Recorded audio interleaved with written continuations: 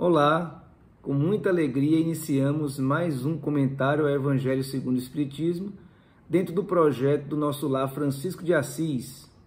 Hoje comentarei o capítulo 10, item 16 do Evangelho segundo o Espiritismo, através do qual o Espírito José traz uma mensagem sobre a indulgência.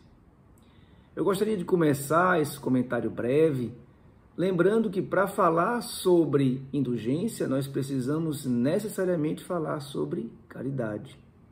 Isso porque a indulgência é uma virtude e os espíritos orientadores, em resposta à questão 893 do Livro dos Espíritos, já diziam que a mais meritória das virtudes é exatamente aquela que se funda na mais desinteressada caridade.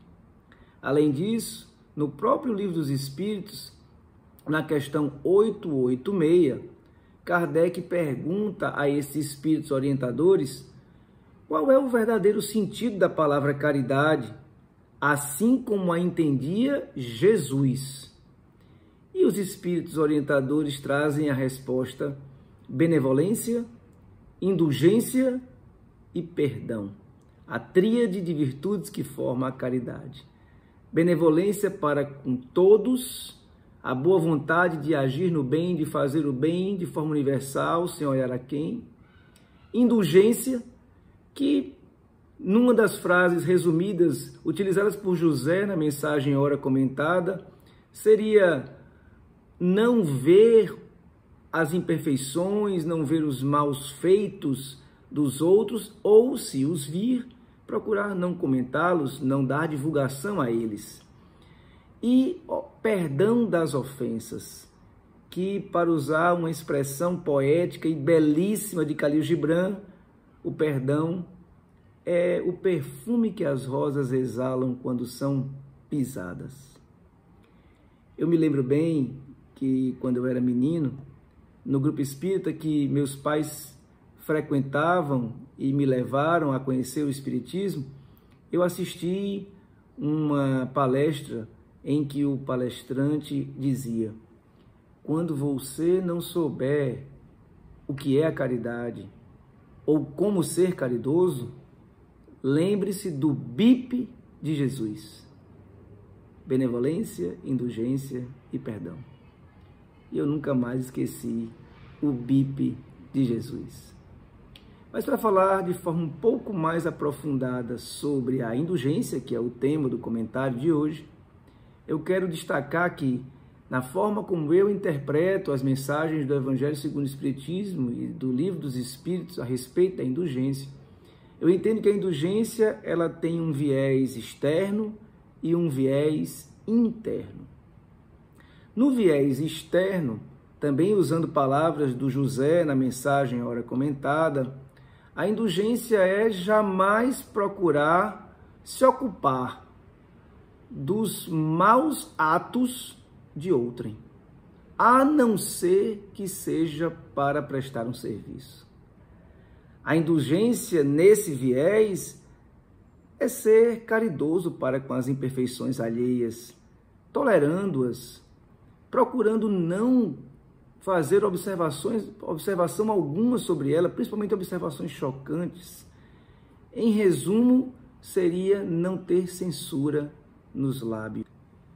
Diz Vicente de Paulo, no Livro dos Espíritos, que ao invés de menosprezar a ignorância e o vício, devemos procurar instruir e moralizar.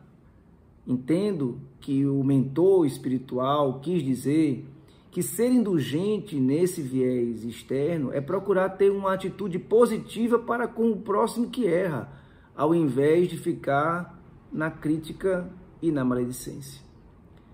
Por último, nós podemos definir a indulgência como sendo o movimento de tentar compreender o defeito dos outros como um reflexo da faixa evolutiva em que eles se encontram. Da mesma forma que os meus defeitos, o meu defeito de hoje, o meu defeito de ontem, os meus defeitos, são um reflexo da faixa evolutiva em que eu me encontro. Todos nós queremos ser compreendidos mesmo quando erramos, não é verdade?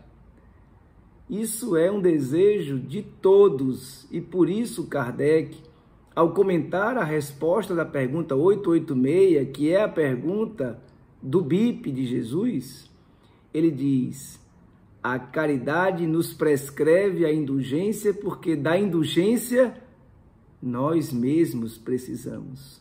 Todos nós precisamos. E aí nós chegamos no que eu gosto de chamar de viés interno da indulgência. O Espírito de José, nessa mensagem, tem um momento em que ele indaga, de forma muito serena, mas firme, quando será que nós passaremos a julgar os nossos próprios corações, os nossos próprios pensamentos e os nossos próprios atos?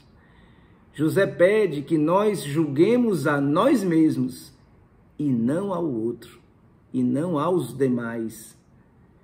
Essa exortação do Espírito Protetor, chamado José, é magnífica, é perfeita e é extremamente adequada aos ensinamentos de Jesus, mais até do que a maioria de nós pode perceber.